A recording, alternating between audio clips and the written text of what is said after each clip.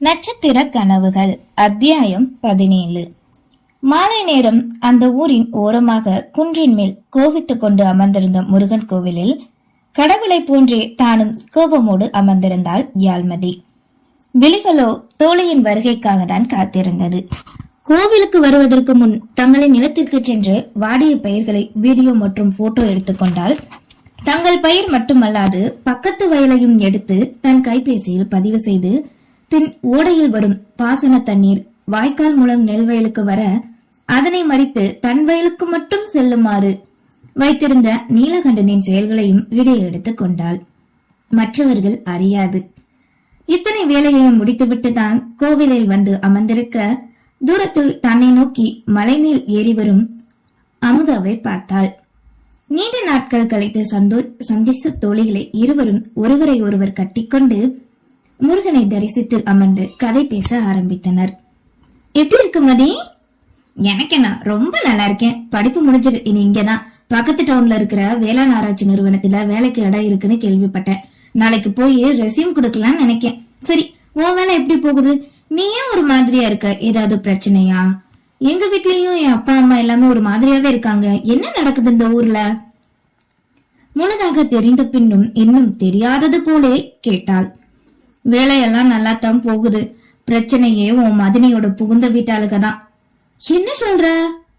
என் அப்பா எல்லாம் தூக்கு போட்டு சாகணும்னு ரொம்ப மனசு ஒடிஞ்சு பேசுறாரு தெரியுமா? பார்க்கவே கஷ்டமா இருக்கு மதி. ஒரு 2 ஏக்கர் நிலம் அத கூட எங்களால சரியா விவசாயம் பண்ண முடியலன்னு புலம்புறாரு. ஏன்? வரும்போது ரோட்டுக்கு மேல இருக்கிற இடம் எல்லாம் நல்லா பசப்பா தானே இருந்தது. கண்ணுக்கு குளிர்ச்சியா பார்க்க அழகா இருந்ததே. விளைச்சல் நல்லா தானே இருக்கு கேட்க, நீ அதத்தான் பாத்தியா? அது அந்த நீலகண்ட ஐயா இடம். நீ கொஞ்சம் உள்ள போய் பார்த்திருக்கணும். வாடி போயில கிடக்கு பயிரெல்லாம் என்று தண்ணீர் ஏன் தரவில்லை பிரச்சனையை கூற கவனமாக கேட்டுக்கொண்டவள் அதனை தோழிக்கு தெரியாமலே தன் கைபேசியில் பதிந்து கொண்டாள். சரி சரி, நேரமாச்சு, வா போகலாம். வீட்டுல அம்மா தேடுவாங்கல்ல என்றதும் சரி என்று இருவரும் கோவிலை விட்டு கிளம்பினர். சாலையில் ஓரமாக நடந்து செல்லும் வழியில் ஒரு சில பெரியவர்களிடம் கேட்க அவர்களும் அந்த மணக்குமுறலைத்தான் உதறி தள்ளினர்.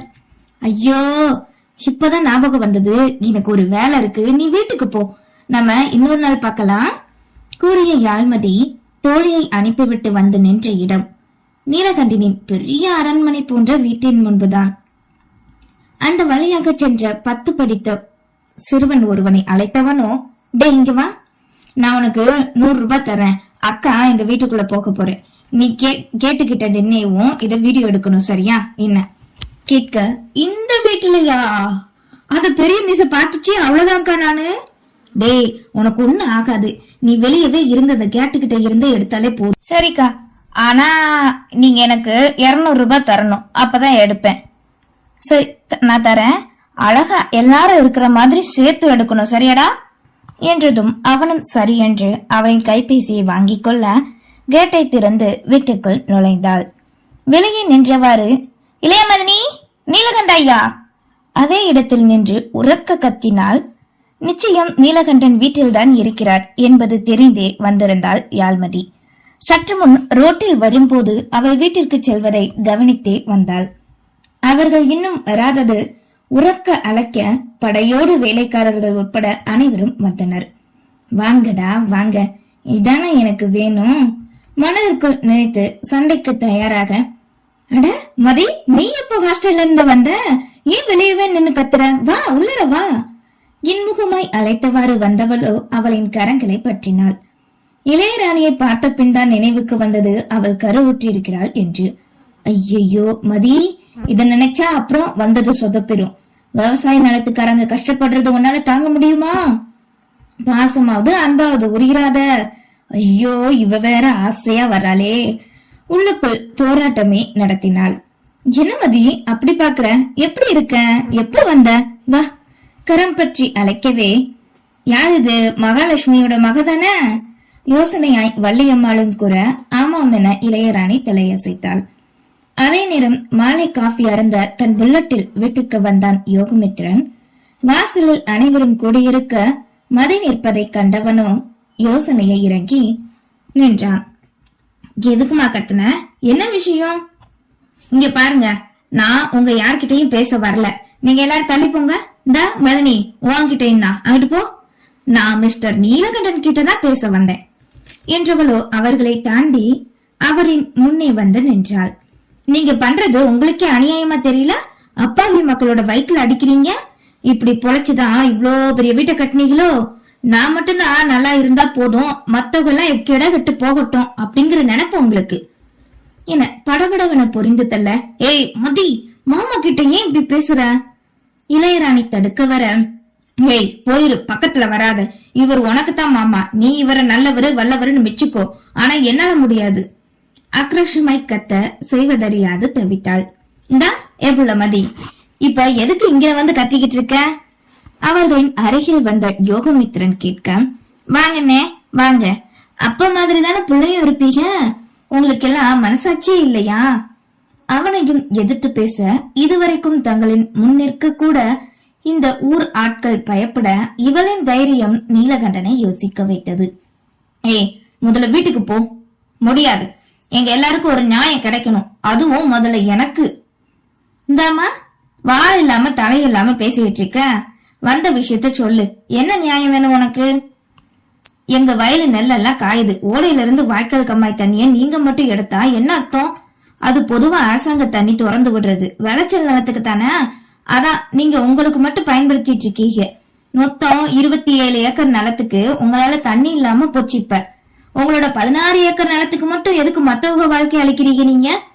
உங்களுக்கு என்ன, இந்த வருஷம் நட்ட வந்தா அடுத்த வருஷம் ஈடு கட்டிட போறீங்க. ஆனா சின்ன சின்ன விவசாயிங்க அப்படி இல்ல. ஏன், அவங்களோட வாழ்வாதாரமே அதுலதானே இருக்கு. முறைப்போடு ருத்ரகாளியாய் மாறி கேட்க, ஏமா இதுக்குதான் இப்படி வந்து கத்துறியா?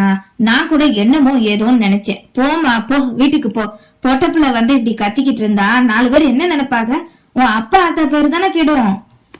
தன்மையாய் கூறி அவளை அனுப்பி வைக்க முயற்சி செய்தார் நீலகண்டன். அப்படியா? எனக்கு என் குடும்பத்துக்கு கெட்ட பேர் வந்தாலும் பரவாயில்ல, நியாயத்தை தட்டி கேக்குறது தப்பா? சொல்லுங்க, எதுக்காக நீங்க மட்டும் தண்ணியை எடுத்துக்கிறீங்க? சொல்லுங்க.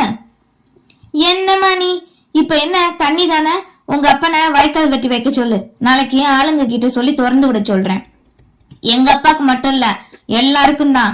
நீங்க மொத்தமா அந்த மடையை திறக்கணும். பெரிய வாய்க்கால் வழியா எல்லாருக்குமே தண்ணி வரணும். இங்க பாருமா, உன் நிலத்துக்கு வேணும்னா கேட்டு வாங்கிட்டு போ. என்னால எல்லாத்துக்கெல்லாம் தந்துகிட்டு இருக்க முடியாது. ஒரு தடவை நீர் வரத்து கம்மி தான். அம்புட்டு நிலத்துக்கும் வேண்டாமா எனக்கேவும்? அப்போ நீங்க கிணறு வெட்டிக்கோங்க, இல்ல 1க்கு 10 போர் போட்டுக்க வேண்டியதானே. யார் வேண்டான்னா? என்னம்மா இது உன்னோட பம்பா போச்சு? மருமகளே, இவ்வளவு முதல்ல போக சொல்லு. இங்கே நடக்கும் இந்த வாக்குவாதம் அனைவரும் வேடிக்கை பார்க்கும்படி ஆனது. நீலகண்டனை ஒரு சிறு பெண் எதிர்க்கிறாள் என்பது அங்கிருந்தவர்களுக்கும் வெளியே வேடிக்கை பார்த்து கொண்டிருந்தவர்களுக்கும் அதிர்ச்சிதான். வியப்பாய் பார்க்க அந்த பெண் பேசுவதும் முற்றிலும் சரி என்பது போலே தடுக்காது பேசட்டும் என நின்றனர். மதி, என்ன மதி, மாமா தான் நம்ம வயக்காட்டுக்கு தண்ணி தரேன்னு சொல்லிச்சுல, பின்ன என்ன விட முடியாது மதினி. இது என்ன அவரோட சொந்த தண்ணியா? நீரை உரிமை கொண்டாட அந்த அரசாங்கத்துல கூட உரிமை கொண்டாட முடியாது. எப்படி இவர் இப்படி சுயநலமா இருக்கலாம்? இவருக்கு மட்டுமே பயன்படுத்திக்கலாம். சரி இப்ப என்னம்மா, வாய்க்கால் தண்ணி தானே பிரச்சனை, நாளைக்கு எல்லாரோட வயலுக்கும் வந்துடும் போ. இது நான் எப்படி நம்ப? வேற என்ன பண்ணணும் சொல்லு. இங்க பாருங்க, இங்க இருக்கிற எல்லாரும் கேட்டுக்கோங்க. இவர் நாளைக்கு வாய்க்காலுக்கு தண்ணி தரேன்னு சொல்லிருக்காரு. இன்னைக்கு தேதி 12. நாளைக்கு காலையில 10 மணிக்குள்ள நீங்க அடைச்சு வச்ச அணையை திறந்து விடல, அப்புறம் நான் என்ன பண்ணாலும் நீங்க எதுவும் என்கிட்ட கேட்க கூடாது, சொல்லக்கூடாது. அதுக்கு நீங்க எல்லாரும் தான் சாட்சி. மிரட்டுவது போல் அங்கிருந்த அனைவரிடமும் கரம் நீட்டு கூறி அவரின் முன் தன் கரத்தினை நிறுத்தினாள். மதி, போதும், பிரச்சனை வேண்டாம் போ. இளையராணியின் மாமனாரின் கோபம் குணம் தெரிந்தே அனுப்பி வைக்க முயற்சி செய்ய அக்னியாய் கொதிப்போடுதான் நின்றார். உன்னை பாத்துக்கோ மதினி, அப்படியே என் மருமக பிள்ளையையும் பாத்துக்கோ கூறிவிட்டு அங்கிருந்து சந்தோஷமாக சென்றாள் யாழ்மதி. எனக்கு வேடிக்கை பார்த்துட்டு போங்க, போங்க போங்க அங்கிட்டு. நீங்க வாங்கப்பா உள்ளக்க, நீயும் வாடி என தன் மனைவியை அழைத்துக் கொண்டு வீட்டுக்குள் நுழைந்தான் யோகமித்ரன். இம்மியளவு நண்டு மாதிரி இருந்துகிட்டு உன் அப்பாவே எதிர்த்து பேசுறா, எல்லாரும் முன்னாடியும் மிரட்டிட்டு போறா. இதுக்காகவே நீங்க வாய்க்கால திறந்து விடாதீங்க. வள்ளியம்மாள் கொதிக்க, யார் தண்ணி தர போறா? நானா? வாய்ப்பே இல்ல. அவ என்ன பண்றான்னு பாக்குறேன். போலீஸ் கிட்ட போவாளா இல்ல அரசாங்கத்துக்கிட்ட போவாளா? எல்லாரும் ஏன் காலடியில தான். என்ன மீறி இவளால என்ன பண்ண முடியும்? அவன் முடியாம பொத்திக்கிட்டு அடங்கி போக வந்துட்டா நியாயம் கேட்க இவ. எல்லாம் படிச்ச திமிரு. கத்திக்கொண்டு நீலகண்டனும் அசாட்டையை விட்டுவிட்டு உள்ளே சென்றார். காவல் அதிகாரியாலும் சரி அரசாங்கத்தையும் சரி மிஞ்சிவிடும் ஆயுதம் மனிதர்கள்தான் என்பதை அவர் அறியவில்லை. நாளை மறுநாள் தனக்கு வந்த பிரச்சனையால் தான் யாழ்மதியின் வீரம் என்ன என்பதை உணர்ந்தார் நீலகண்டன். நன்றி.